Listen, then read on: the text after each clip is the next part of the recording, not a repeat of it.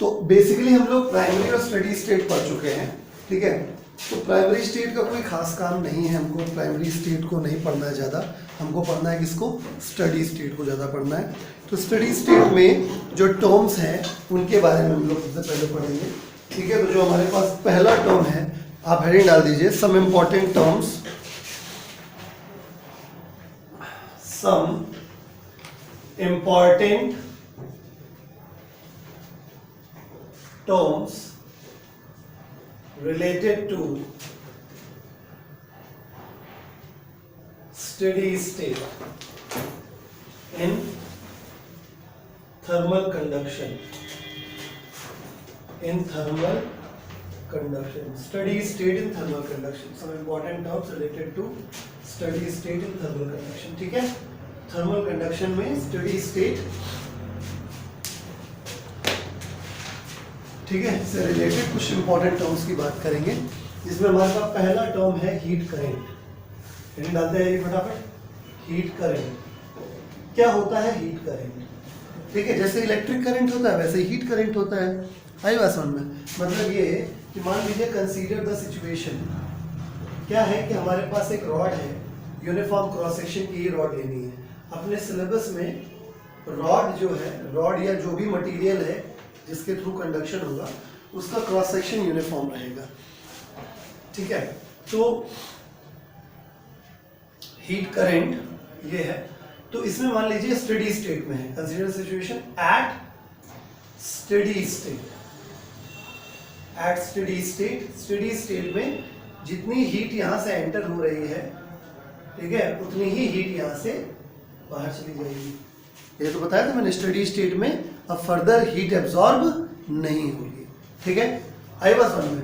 तो कितनी heat per unit time pass कर रही है इस रॉड से, ये कौन सी रॉड है, कंडक्टिंग रॉड, कंडक्टिंग रॉड।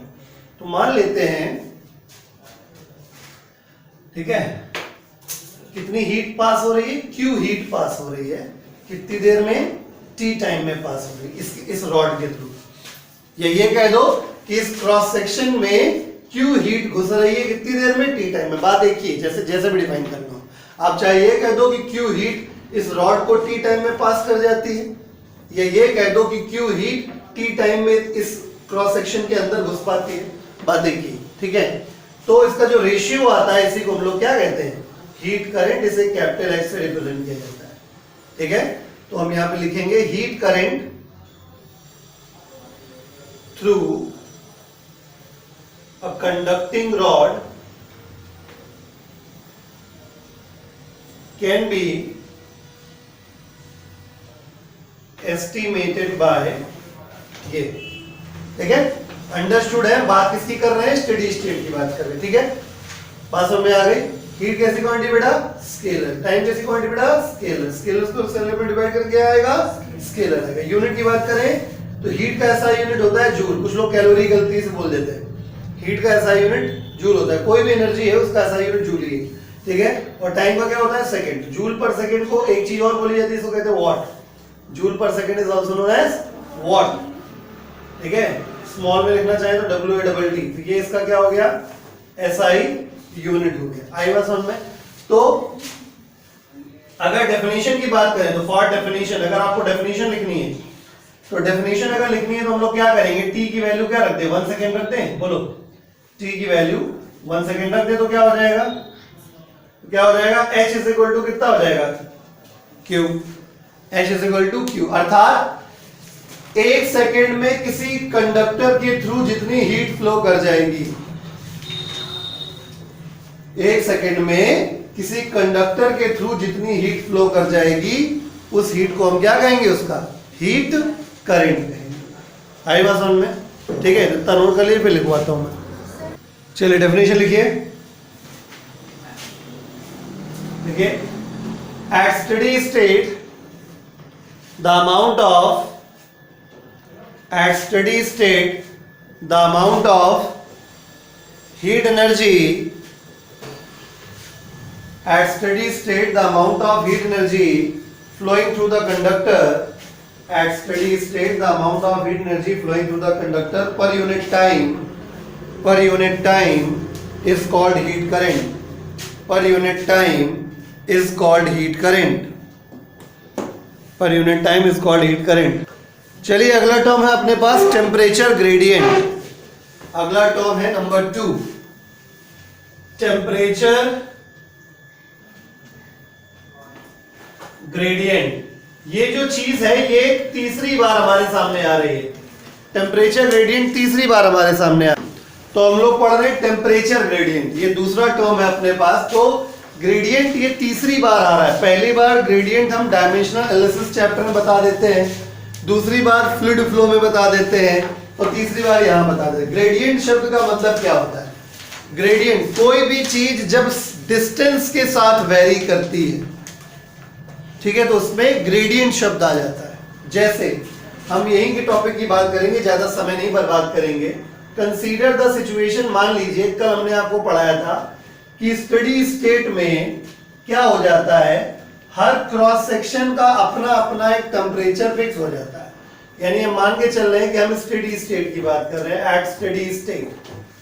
ठीक है बेटा, एट स्टडी स्टेट हमने क्या बताया था कि इसका टेम्परेचर, यहां से हीट जा रही थी, याद करिए, ठीक है, हीट ऐसे फ्लो कर रही थी, हीट यहां से फ्लो करके बाहर निकल रही थी इस तरीके से. तो ऑब्वियसली ये वाला सेक्शन हाईएस्ट टेम्परेचर पे था, ठीक है, TH, और ये लोएस्ट टेम्परेचर पे था. ठीक है, तो क्या आप देख रहे हैं कि जब आप इस एंड से इस एंड की तरफ चल रहे हो, यानी डिस्टेंस में जब आप एक एंड से दूसरे एंड की तरफ आप चल रहे हैं और L लेंथ का कंडक्टर मान लेते हैं, तो क्या चेंज हुआ? आपका टेम्परेचर चेंज हुआ. तो जो चीज दूरी के साथ बदलती है उसके लिए ग्रेडियंट शब्द लगाया जाता है. जो चीज समय के साथ बदलती है उसके लिए रेट शब्द लगाया जाता है. जैसे वेलोसिटी क्या होता है? Velocity is equal to displacement upon time. तो rate of change of displacement is called velocity. Acceleration delta v upon delta t, ये समय के साथ चेंज हो रहा है, तो rate of change of velocity is called acceleration. ठीक है, टर्मिनोलॉजी है ये. तो जो चीजें समय के साथ बदलती है उनके लिए शब्द यूज किया जाता है रेट, और जो चीज लेंथ के साथ बदलती है उसके लिए बोला जाता है ग्रेडियंट. आई बात समझ में? तो यहां पे अगर दोनों के बीच, इन दोनों पॉइंट्स के बीच का लेंथ L है और दोनों के बीच का जो टेम्परेचर डिफरेंस है वो डेल्टा T है, तो यहां पर टेम्परेचर ग्रेडियंट, टेम्परेचर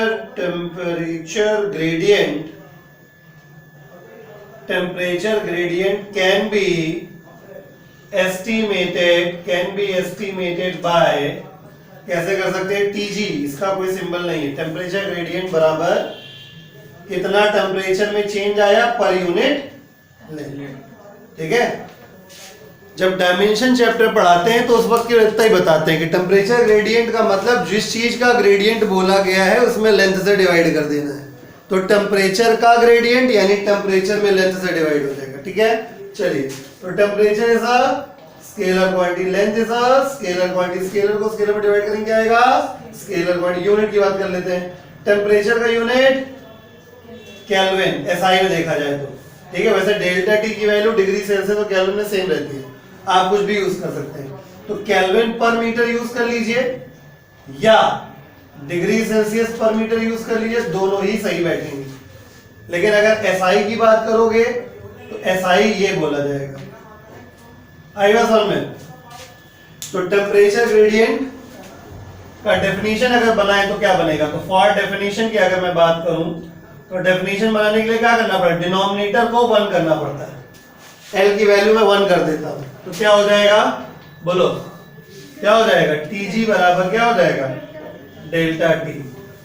ठीक है, यानी कि स्टडी स्टेट में अगर हम 1 मीटर की रॉड ले लें, स्टडी स्टेट में कंडक्शन के दौरान अगर 1 मीटर की कंडक्टिंग रॉड ली जाए, कौन सी रॉड है ये?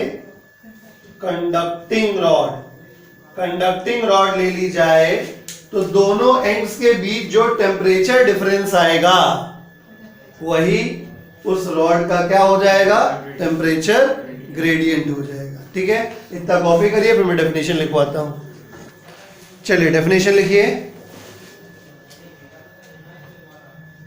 लिखिए at steady state the temperature gradient, at steady state the temperature gradient of a conducting rod, at steady state the temperature gradient of a conducting rod is defined as, conducting rod is defined as the temperature difference between its ends, is defined as the temperature difference between its ends if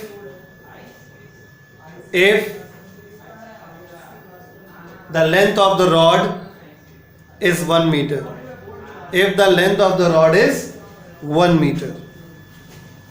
ठीक है, तो ये हो गया temperature gradient के बारे में। अब अगला टर्म है हमारा थर्मल रेजिस्टेंस, तीसरा term, third term is thermal resistance. Thermal resistance क्या होता है? थर्मल रेजिस्टेंस, जिस प्रकार से इलेक्ट्रिसिटी में इलेक्ट्रिकल रेजिस्टेंस होता है, वैसे यहां पे थर्मल रेजिस्टेंस होता है। नंबर 3 इज थर्मल रेजिस्टेंस, बहुत इंपॉर्टेंट रोल प्ले करेगा ये आगे चल के। थर्मल रेजिस्टेंस, जिस प्रकार से वायर में जब करंट फ्लो करती है तो रास्ते में जो ऑब्स्ट्रक्शंस आते हैं इलेक्ट्रॉन के, उसको हम लोग क्या कहते हैं? इलेक्ट्रिकल रेजिस्टेंस कहते हैं। वैसे ही जब कंडक्टिंग रॉड में हीट फ्लो करती है, तो हीट के फ्लो करने के पे भी उसके रास्ते में क्या आते हैं? ऑब्स्ट्रक्शंस आते हैं। तो जो ऑब्स्ट्रक्शंस आते हैं उनको हम लोग क्या कहते हैं? थर्मल रेजिस्टेंस कहते हैं। आई बात समझ में? ठीक है, तो लिखिए the degree of obstruction, the degree of obstruction in the path of flow of, the degree of obstruction in the path of flow of, the degree of obstruction in the path of flow of heat current, the degree of obstruction in the path of flow of heat current, the degree of obstruction in the path of flow of heat current,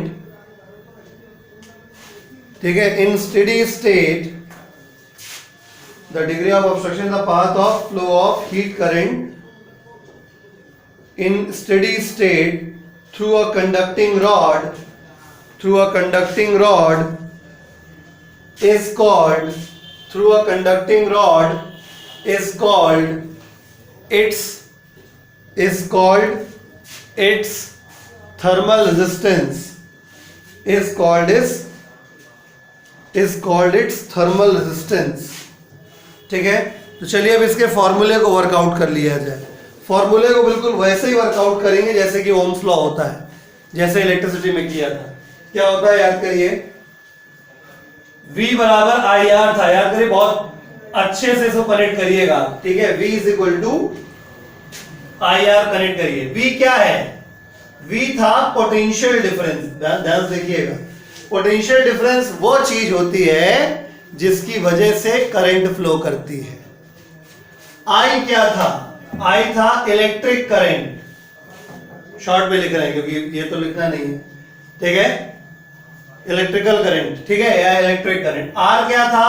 electrical resistance, right. तो अब मैं इसको अपने topic के हिसाब से convert कर लेता हूं। जिस प्रकार V वहां था पोटेंशियल डिफरेंस, करंट के फ्लो के लिए रिस्पॉन्सिबल, वैसे यहां पे डेल्टा T हो जाएगा V के प्लेस पे टेम्परेचर डिफरेंस, हीट के फ्लो के लिए रिस्पॉन्सिबल। जिस प्रकार से इलेक्ट्रिक करंट के फ्लो के लिए V रिस्पॉन्सिबल होता है पोटेंशियल डिफरेंस, वैसे ही हीट करंट के फ्लो के लिए डेल्टा T रिस्पॉन्सिबल होता है टेम्परेचर डिफरेंस। ठीक है, जब हमने वहां पढ़ा था तो I इलेक्ट्रिक करंट थी, यहां पे H हीट करंट होगी। ठीक है, हमने वहां पे R इलेक्ट्रिकल रेजिस्टेंस पढ़ा था, यहाँ पे RTH हम थर्मल रेजिस्टेंस पढ़ेंगे। समझ में आ गया? तो अगर हम थर्मल रेजिस्टेंस का फॉर्मूला लिखवाएं तो RTH इक्वल टू कितना हो जाएगा, डेल्टा T अपॉन, आई बात समझ में? क्लियर हो गया? तो आप बस क्या करिए, समझ तो गई है, वीडियो में भी रिकॉर्ड हो गया, आप बस ये लिख लीजिए, ठीक है, हेडिंग स्टार बना के डाल दीजिए, expression for thermal resistance, star बना के एक सब हेडिंग डाल दीजिए, expression for thermal resistance, expression for thermal resistance. अब आपको पूरा लिखना हो तो आप पूरा लिख लीजिए, या तो केवल ये फॉर्मूला लिख लीजिए बस, ठीक है। तो हम अगर सोचे तो हम कैसे लिखवाते हैं, हम ऐसे लिखवाते हैं, हेडिंग हो गई एक्सप्रेशन फॉर थर्मल रेजिस्टेंस, उसके बाद ऐसे लिखते हैं कंसीडर द सिचुएशन, उसके बाद एक रॉड बनाते, रॉड को ये शो करते हैं कि रॉड किस कंडीशन में है, एट स्टेडी स्टेट है ये, ठीक है, उसमें जो करंट फ्लो कर रही है वो हीट करंट है, ठीक है, और इन दोनों टर्मिनल्स के बीच जो टेम्परेचर का डिफरेंस है दैट इज डेल्टा टी। तो here thermal resistance is given by, ऐसे लिखते हैं, thermal resistance is given by RTH is equal to delta T upon H, ठीक है। तो थर्मल रेजिस्टेंस में डेल्टा T एक स्केलर क्वांटिटी है, H भी एक स्केलर क्वांटिटी है, तो थर्मल रेजिस्टेंस भी स्केलर क्वांटिटी है। यूनिट की बात कर लेते हैं, डेल्टा T का यूनिट डिग्री सेल्सियस या केल्विन, और H का यूनिट अभी अभी हमने निकलवाया था, जूल पर सेकंड कह सकते हैं या वाट कह सकते हैं। तो जूल पर सेकंड कहेंगे तो केल्विन सेकंड पर जूल निकलेगा, या आप केल्विन पर वॉट लिख सकते हैं, तो ये केल्विन पर वॉट हो जाएगा, ठीक है, ये इसका SI यूनिट हो जाएगा, ये वाला, ठीक है, ओके। अगर आप इसका दूसरा डेफिनेशन भी निकालना चाहते हैं, एक और डेफिनेशन, ठीक है, तो for another definition,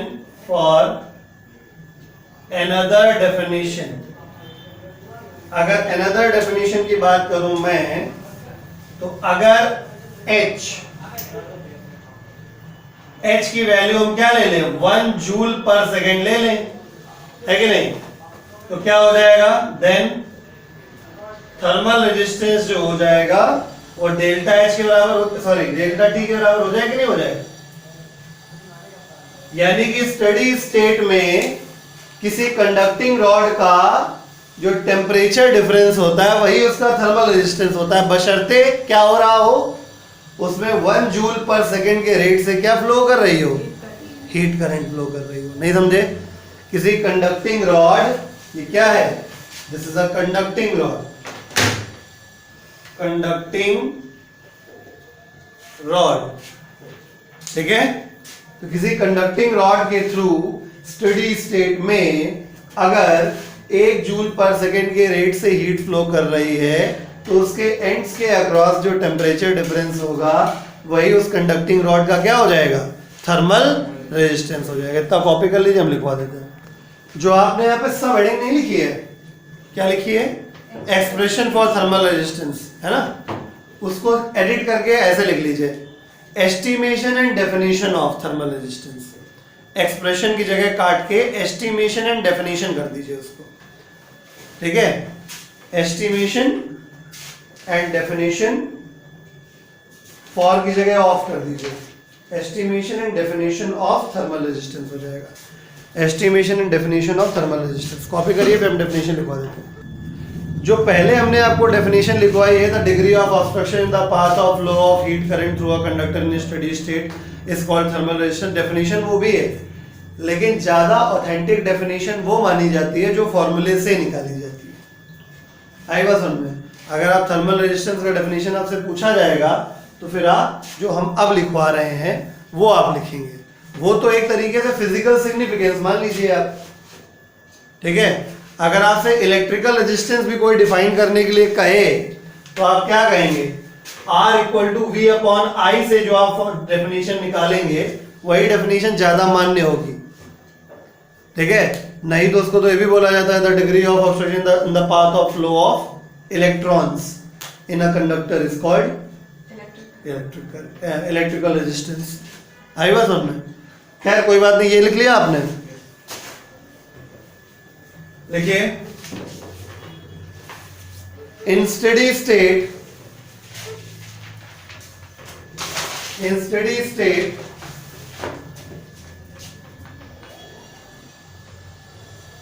the thermal conduction the thermal resistance in steady state the thermal resistance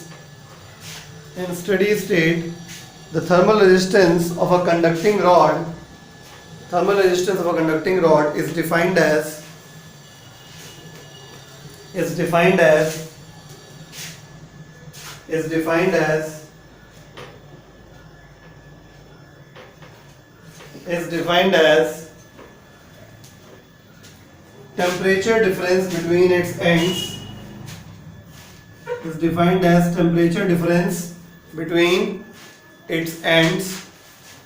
'Temperature difference between its ends provided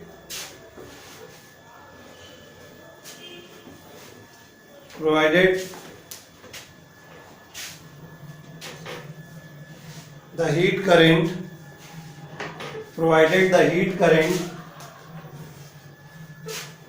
flowing through it is 1 joule per second.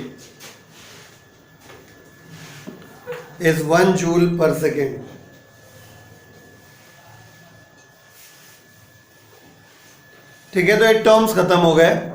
अब आपको पढ़ना है जो हीट करंट होता है वो किन किन फैक्टर्स पे डिपेंड करता है। मतलब आपको यहाँ से हम एक फॉर्मूला हीट करंट का और डिराइव कराने जा रहे हैं और साथ ही साथ आपको एक नया टर्म इंट्रोड्यूस करके देंगे जिसका नाम होगा coefficient of thermal conductivity.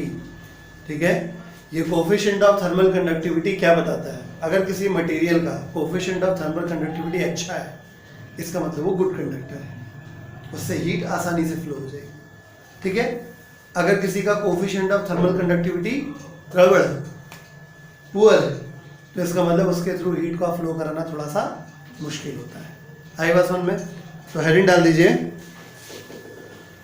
Factors affecting heat current in steady state. Factors affecting heat current in steady state. Factors affecting heat current in steady state and introduction of thermal conductivity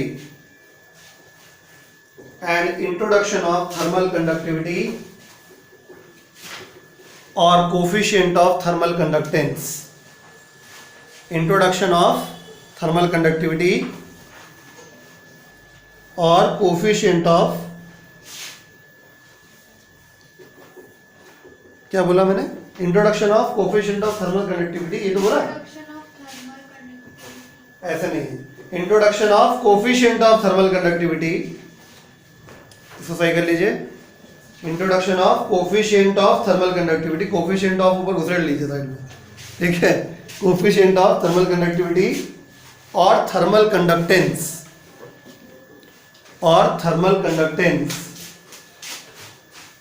चलिए शुरू करते हैं।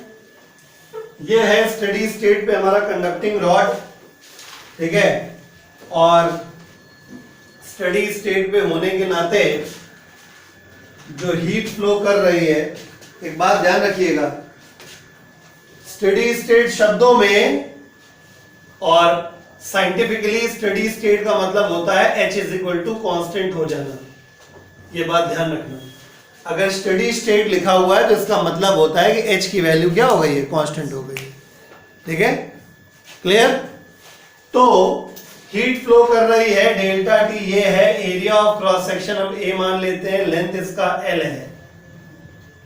ठीक है, तो एक्सपेरिमेंटली ऐसा देखा गया है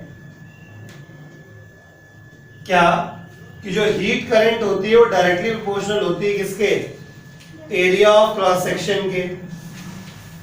बिल्कुल वैसे मान लीजिए जैसे पानी बह रहा है किसी पाइप में, ठीक है, कितना ज्यादा पानी बह पाएगा और डिपेंड करेगा कि पाइप कितना चौड़े मुंह का है ना। एरिया ऑफ क्रॉस सेक्शन कितना ज्यादा है, जितना ज्यादा एरिया ऑफ क्रॉस सेक्शन होगा उतना बड़ा पाइप होगा, उतना ज्यादा पानी बह पाएगा। वैसे यहाँ पे हो गया। दूसरी चीज, हीट करंट इस बात के भी डायरेक्टली प्रोपोर्शनल होती है कि टेम्परेचर ग्रेडियंट कितना है, टीजी, इन दोनों बातों पे डिपेंड करता है, ठीक है। अगर मैं दोनों को कंबाइन कर देता हूं तो from first and the second, जो हीट करंट है वो डायरेक्टली प्रोपोर्शनल हो गया A इंटू टीजी, ठीक है। टीजी क्या होता है, अभी हमने थोड़ी देर पहले आपको बताया, टेम्परेचर डिफरेंस अपॉन लेंथ, ये फॉर्मूला होता है। जैसे इसको रख देंगे तो H proportional A delta T upon L हो जाएगा। साइन ऑफ प्रोपोर्शनलिटी हटाएंगे, इक्वल लगाने के बाद एक कांस्टेंट आता है K, यही है वो जिसकी हम बात कर रहे हैं। पहली बात तो फॉर्मूला आ गया है, जिसको याद रखिएगा। दूसरी बात ये K वही है, कौन वही, ठीक है, coefficient of thermal conductivity, coefficient of thermal conductivity और thermal conductance, coefficient of thermal conductivity और थर्मल कंडक्टेंस कहते हैं इसको, ठीक है। सभी को पता है साइन ऑफ प्रोपोर्शनलिटी हटाने के बाद, इक्वल लगाने के बाद जो कांस्टेंट आता है वो कांस्टेंट फॉर्मूले पहले से प्रेजेंट, बाकी सारे जगह पे डिपेंड नहीं करता, ये रूल है, ठीक है। कभी भी साइन ऑफ प्रोपोर्शनलिटी हटाएंगे, ठीक है, साइन ऑफ प्रोपोर्शनलिटी हटाने के बाद, इक्वल लगाने के बाद जो कांस्टेंट आता है वो कांस्टेंट फॉर्मूले में जो चीजें पहले से मौजूद थी उन पर डिपेंड नहीं करता है। मतलब प्रोपोर्शनलिटी हटा के तुमने K लगाया, K के पहले कौन कौन लोग थे, H, A, डेल्टा T और L, इन पे डिपेंड नहीं करेगा। यानी K की वैल्यू इंडिपेंडेंट हो गई, इंडिपेंडेंट ऑफ किसके किसके ऊपर, ना H पे डिपेंड करेगा, ना A पे डिपेंड करेगा, ना डेल्टा T पे डिपेंड करेगा और ना L पे डिपेंड काहे पे करता है, depends on nature of material, depends on nature of material, समझे, मटेरियल कैसा है उस पर डिपेंड। मैंने बोला भी थोड़ी देर पहले, ठीक है। गुड कंडक्टर है तो K की वैल्यू हाई होगी, बैड कंडक्टर होगा तो K की वैल्यू, सर ये A किसको रिप्रेजेंट कर रहा है, एरिया ऑफ क्रॉस सेक्शन, ठीक ठीक है, कॉपी करिए। तो कुल मिला के डिस्कशन से इतना पता चल गया कि जो K होता है वो मटेरियल पे डिपेंड करता है, राइट। तो आप लोग हेडिंग डालेंगे estimation and definition of coefficient of thermal conductivity और थर्मल कंडक्टेंस, लिखिए estimation and definition of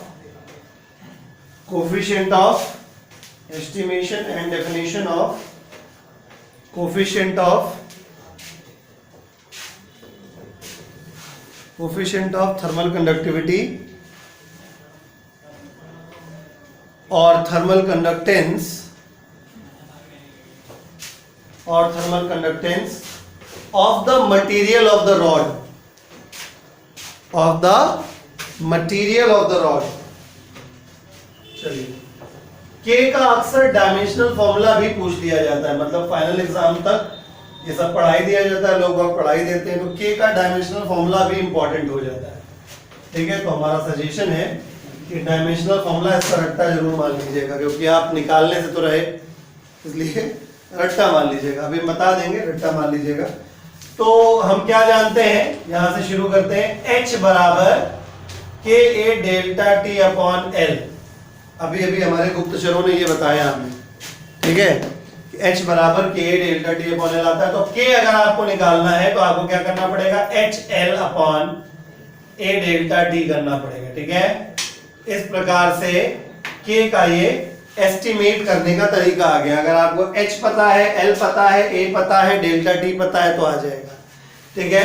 H और एल पैदाइशी स्केलर हैं, ए और डेल्टा टी भी बेचारे पैदाइशी स्केलर हैं और इनकी वजह से के भी स्केलर हो गया।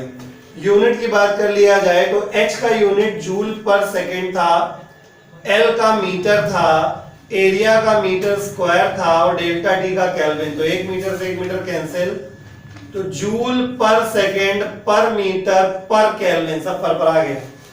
ठीक है, जूल पर सेकेंड को हम लोग वॉट कह सकते हैं, तो वॉट पर मीटर पर केल्विन हो गया। ये इसका बना एसआई यूनिट। अब बात कर ले अगर डायमेंशन की, तो मैं डायमेंशन निकाल देता हूं इसकी। ठीक है, यानी डायमेंशन ऑफ के अगर आप करना चाहते हैं याद, तो डायमेंशन ऑफ के अगर करना चाहते हैं, वाट पावर होता है, पावर मैं कैलकुलेट कर रहा हूं, अल्टीमेटली जो आएगा उसको याद कर लीजिएगा। पावर होता है वर्क डन अपॉन टाइम, यानी ml2t ml2t माइनस 2 वर्क का होता है और ml2t माइनस 3 पावर का होता है।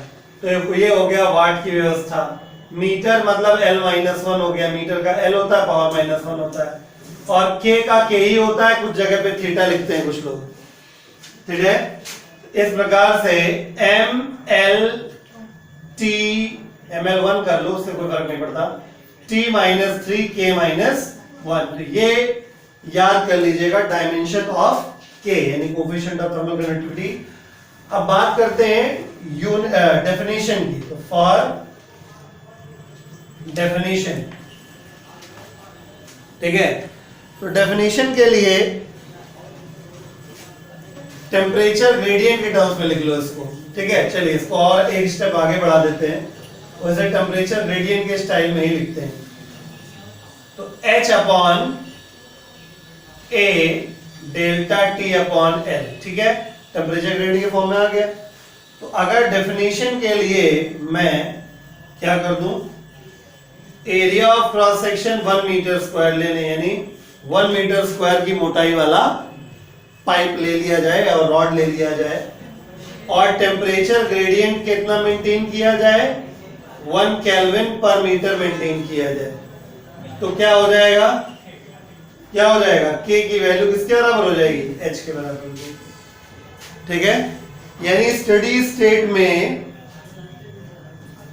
कंडक्टिंग रॉड के मटेरियल का कोफिशिएंट ऑफ थर्मल कंडक्टिविटी उसमें बहने वाली हीट करंट के बराबर हो जाएगा, प्रोवाइडेड उस रॉड का एरिया ऑफ क्रॉस सेक्शन कितना हो, 1 मीटर स्क्वायर और टेम्परेचर ग्रेडियंट कितना मेंटेन किया गया हो, 1 केल्विन पर मीटर। नहीं समझे, स्टडी स्टेट में किसी कंडक्टिंग रॉड में जितनी हीट फ्लो कर रही होती है, हीट करंट जितनी फ्लो कर रही होती है, वही उस रॉड के मटेरियल का, बात समझिएगा ध्यान से, बार बार बोल, रॉड के मटेरियल का, रॉड का नहीं, के किसका होता है, रॉड के मटेरियल का है।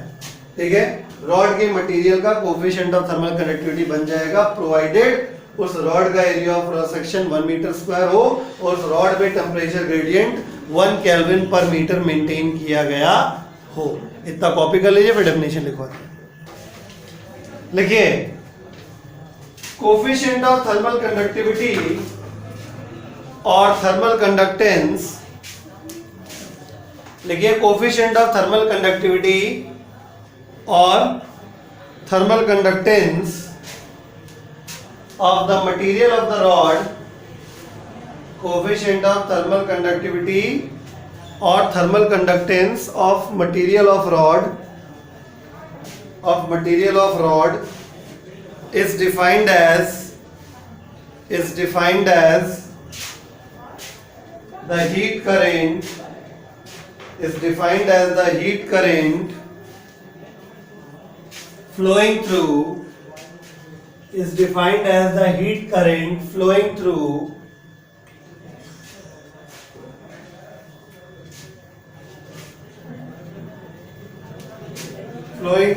the rod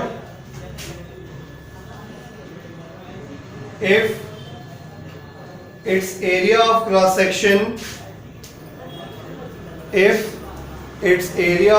section is 1 meter square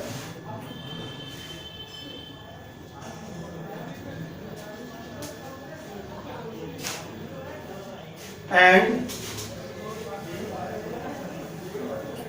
and 1 Kelvin per meter and 1 Kelvin per meter temperature gradient, 1 Kelvin per meter temperature gradient is maintained